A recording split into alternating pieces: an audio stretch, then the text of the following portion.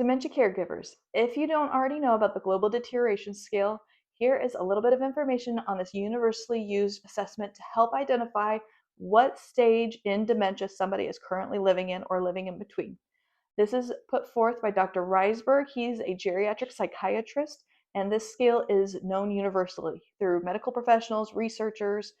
There's several other models like TPUS knows GEM models that are absolutely wonderful in identifying where somebody is at in the progression of dementia. I just choose in my teachings to focus on the global deterioration scale because it is so universally known. So we're going to break this down a little bit in this video, and then I'm going to go into more detail in my blog and provide a couple tips about communication, improving communication with your loved one for each stage. I go into great detail on this scale in all of my workshops because I find it so helpful for caregivers to understand what this staging assessment is and how it can help you prepare for your caregiving journey. So we're going to break this down. Stages 1 through 3 in the 7-stage scale are called pre-dementia stages. This is where there's not yet enough cognitive impairment for a diagnosis of dementia. Stage 1 is normal cognitive function. Stage 2 is very mild cognitive impairment that you would see with typical aging.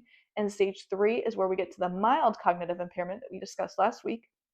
Stage 4 is what we call the early stage or mild stage of dementia. This is where problems are becoming more apparent. A doctor can identify the cognitive impairment seen by the person and their loved ones, those closest to them.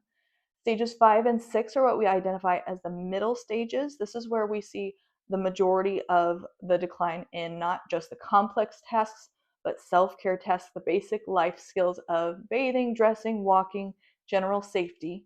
We see this decline and loss of communication significantly in these middle stages. And then stage 7 finally is late stage, or some people call it end stage dementia, where there is total dependence and total caregiving needed for the person living with dementia.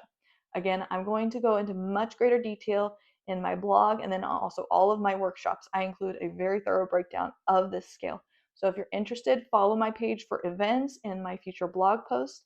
If you found this information helpful, please click like and follow my page for more information. Thank you.